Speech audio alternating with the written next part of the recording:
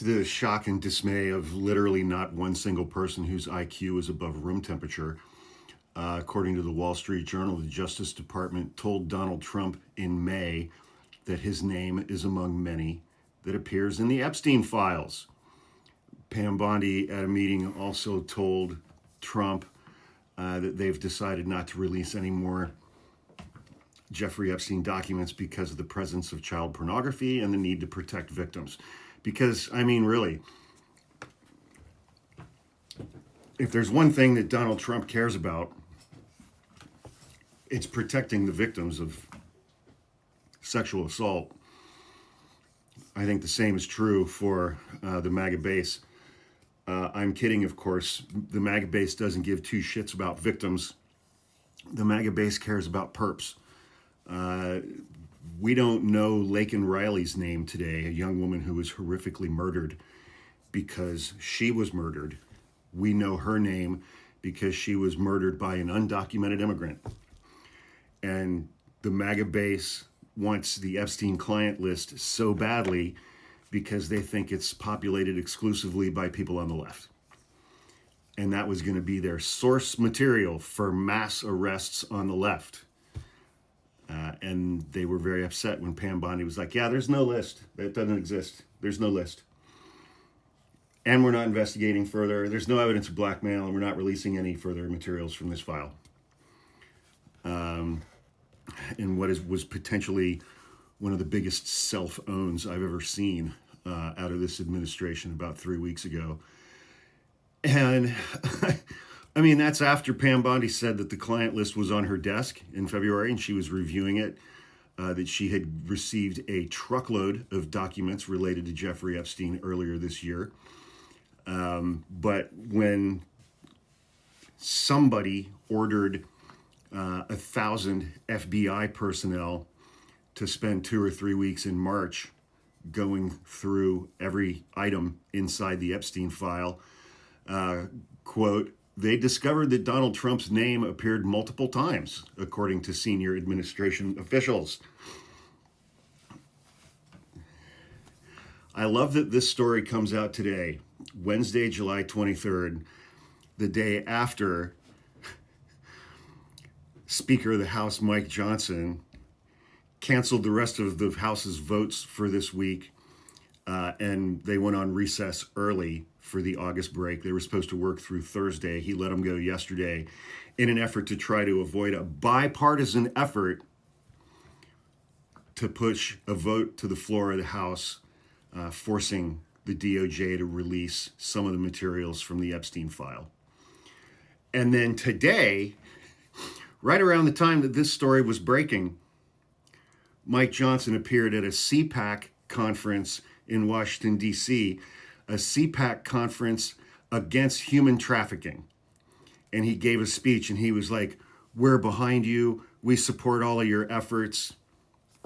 We'll do anything we can to help you,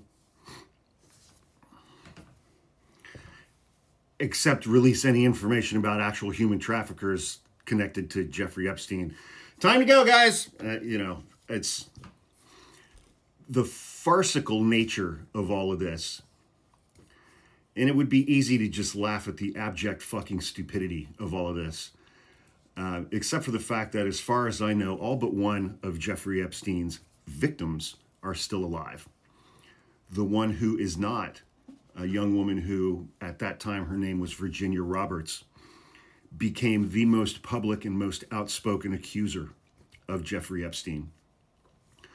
She later married and changed her last name to Virginia Giuffre. And she made allegations against Prince Andrew as well. And she received millions of dollars in settlement funds from Jeffrey Epstein's estate and from Prince Andrew.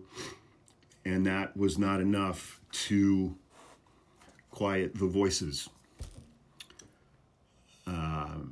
And she took her own life earlier this year. She killed herself. And whenever I talk about this farcical bullshit that's happening right now, I try to be mindful of a couple different things. I try to be mindful of these victims. And I try to be mindful of the one who took her own life, Virginia Giuffre. And I try to be mindful of the fact that being a victim of Jeffrey Epstein is not something that ended on his death. Especially for the last 2 or 3 weeks, it's dominated the news cycle every single day. Every time they turn on their computer, every time they check their phone, every time they turn on the TV, they see his face, they see Trump's face, and they're reminded of what they survived. I can't fathom what that must be like for them. But as far as what's going on in Washington, this article, it reminded me of, I guess it would have been early 2017, when James Comey had to go in alone and brief Donald Trump. I think that this briefing took place in the Oval Office after Trump was inaugurated. And James Comey had to brief Donald Trump on the Steele dossier and everything that was contained in that document, which was raw intelligence that had not been confirmed, although most of it's turned out to be true. This meeting must have been a lot like that one. It says Pam Bondi and her deputy. Well, her deputy is Todd Blanche, who was Donald Trump's lead criminal defense attorney a little over a year ago in Manhattan, when Trump was convicted of 34 felonies for paying off 2 women for sex and trying to improperly interfere in the 2016 election. And, now we've got Tulsi Gabbard declassifying a report saying that Obama and his senior intelligence officials committed treason and sedition in the Russia investigation leading up to Donald Trump's inauguration in January of 2017.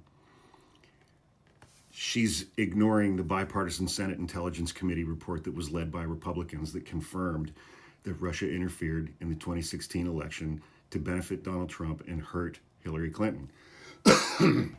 She's ignoring the Mueller investigation, which details all of that information. It's like, I think volume 1 is 400 pages long. I've read it. The executive summary is only 10 pages long if you want to Google it and find it. It gives a great overview.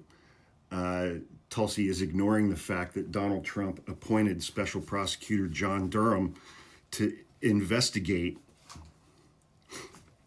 whatever it was, Operation Crossfire Hurricane, the Obama administration's investigation into Russia involvement in the 2016 election. John Durham investigated that for 5 years. He investigated that for 5 years. He brought 2 people to trial.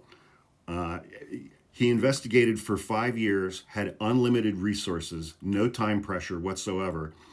He brought 2 indicted criminal defendants to trial as a federal prosecutor, and both of those people were acquitted in separate trials. 0 for 2 is unheard of for federal prosecutors because of the vast resources they have at their disposal. And John Durham fucked that up. So there is an unimaginable amount of information contradicting Tulsi Gabbard's claims, which she is making right now to save her own ass and get back on Donald Trump's good side after he publicly berated and humiliated her as it related to her intelligence assessment on Iran and whether or not they were building nuclear weapons. She said, we have no evidence of that, and I don't believe they are. And she was out. She lost her seat at the table after that. And this is how she's trying to get it back and distract from Epstein at the same time. So it is now a factual statement that Donald Trump's name appears all throughout the Jeffrey Epstein files, according to his Department of Justice. I wonder how long he's going to keep Pam Bondi around now. Because this is, anytime she gives a press conference on anything, the press is going to want more details on this. How many times does his name appear in there? What activities is his name associated with within the Epstein file? Is he linked with other people? Did he break any laws? Are there any allegations that he did anything along the lines of what Jeffrey Epstein did? This is The name Jeffrey Epstein is the next 3.5 years of our lives, which sucks for the victims.